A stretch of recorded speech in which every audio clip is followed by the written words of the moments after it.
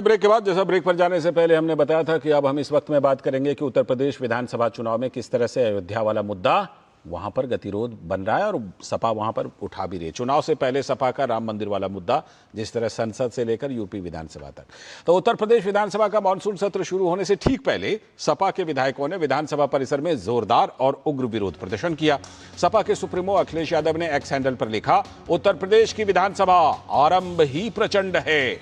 विधानसभा के मानसून सत्र में सपा आरंभ को ही प्रचंड करने का मन बना रही है, बल्कि बना चुकी है, कर रही है। सपा विधायक राम मंदिर दान चोरी, नीट पेपर लीक मुद्दों को लेकर हाथों में तख्तियां, बैनर और अनोखे अंदाज में दान पेटी लेकर वहां पहुंचे।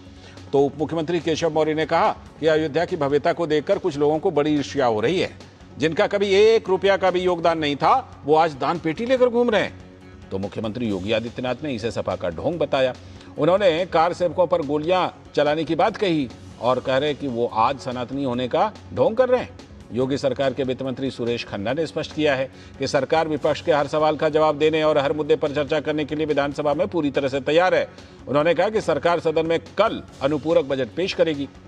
वहीं कांग्रेस की नेता आराधना मिश्रा मोना ने स्पष्ट किया कि जिस प्रकार संसद में आवाज उठाई जा रही है, ठीक उसी तरह कांग्रेस पार्टी विधानसभा के भीतर भी अयोध्या और जनहित के मुद्दों को प्रमुखता से उठाती रहेगी।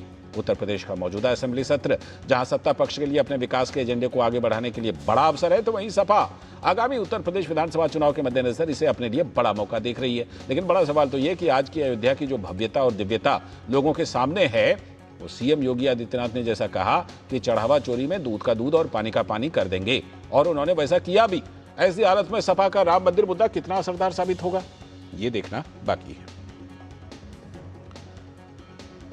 तो इस पूरे मुद्दे पर जो यूपी के सीएम योगी आदित्यनाथ हैं, वो फ्रंट फुट पर हैं। उन्होंने कहा, चंदा चोरी मामले में सभी सदस्यों से स्वस्थ चर्चा की मैं मांग करता हूं।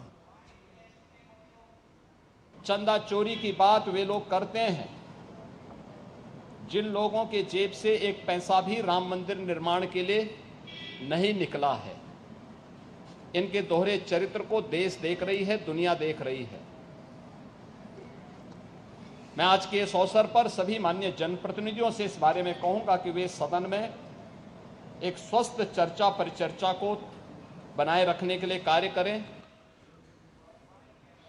वहीं सपा के नेता माता प्रसाद पांडेय का कहना है कि चर्चा के लिए कई मुद्दे हैं जो विपक्ष उठाना चाहता है। जितने मुद्दे हैं, जितने देखो, यहाँ शैक्षणिक मुद्दा है, महंगाई है, बेरोजगारी है और अयोध्या का चढ़ावा है, तमाम तो मुद्दे हैं। सीधे जुड़ते हैं अपने संवाददाता रामेंद्र सिंह से, और हमारे सलाहकार संपादक विनोद मिश्र जी भी जुड़े हुए हैं इस समय। सीधे पहले रामेंद्र के पास ही चलते हैं। रामेंद्र, मुझे लगता है लगभग अगर तुलना कीजिए तो जैसा संसद में नजारा दिखा वैसा वहां यूपी विधानसभा में भी दिखा, जबकि सीएम तो साफ कह रहे हैं कि आइए करते हैं ना, अयोध्या की चढ़ावा की गड़बड़ी पर भी चर्चा करते हैं। तो अब इस समय क्या हो रहा है, क्या कोई सहमति बनी दोनों पक्षों के बीच विधानसभा में?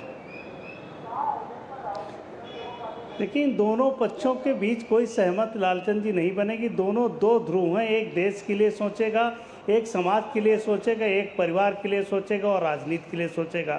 तो दोनों ध्रुवों पर अलग अलग बैठे हुए लोग, इनमें सहमति के आसार बहुत कम है। 2027 में चुनाव है और ये आखिरी बजट या सत्र है, तो जाहिर है कि ये हंगामेदार होगा, ये तय है। और समाजवादी पार्टी का प्रयास है कि जैसा अखिलेश यादव ने अपने एक ट्विटर पर लिखा है कि आरंभ ही प्रचंड है, तो उस तरीके से करेंगे। देखिए, सपा की जो मूल है वो ये है कि उदंडता करना है, और ये आज से नहीं है।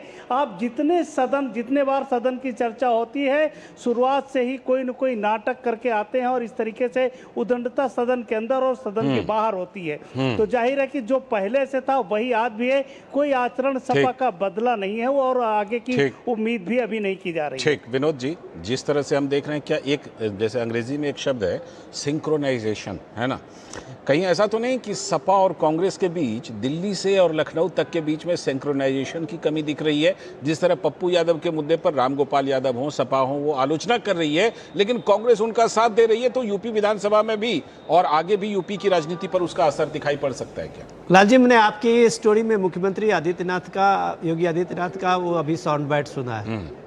और उन्होंने कहा कि आइए सदन के अंदर हम इसकी चर्चा करते हैं। तो इसका मतलब समझने की जरूरत है कि वो सीधे तरह से एक चुनौती दे रहे हैं। जी, फ्रंट फुट पर खेलने की बात। सिर्फ पोस्टर लेके बाहर में, जिस तरह से पार्लियामेंट के बाहर आप देख रहे हैं कि वो जिस तरह का एक आप दिखा रहे हैं अपना प्रदर्शन राम मंदिर चंदा चोरी का, उसी तरह से यूपी में दिखाएंगे। सपा कभी भी सदन के अंदर में इस बात की चर्चा नहीं करेगी, क्योंकि सपा को पता है, अखिलेश जी को, कि अगर वो योगी आदित्यनाथ ने जो कहा है कि आइए हम इसकी चर्चा करते हैं सदन के अंदर, तो उनको पता है कि तब वक्फ का भी मुद्दा उठेगा। बिल्कुल, तब वो सारे मुद्दा उठेंगे, जो सारे सपा की जो लोग हैं, जो सारे वक्फ में वो अपने अपने हिसाब से कब्जा किए हुए हैं, उनकी भी चर्चा होगी।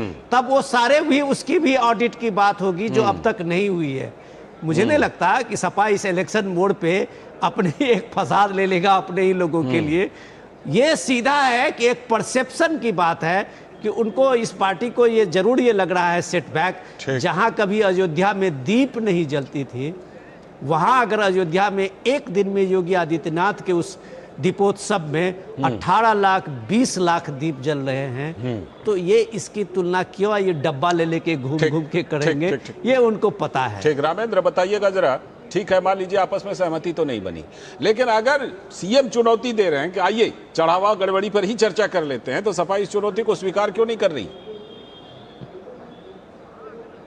राम का नाम जिनको लेने से परहेज था, वो राम मंदिर के चंदे की बात कर रहे हैं कि कैसे कर सकते हैं सार्थक बहस। आप इनसे सार्थक बहस को उम्मीद मत करिए, और राम के नाम पर तो बिल्कुल मत करिए।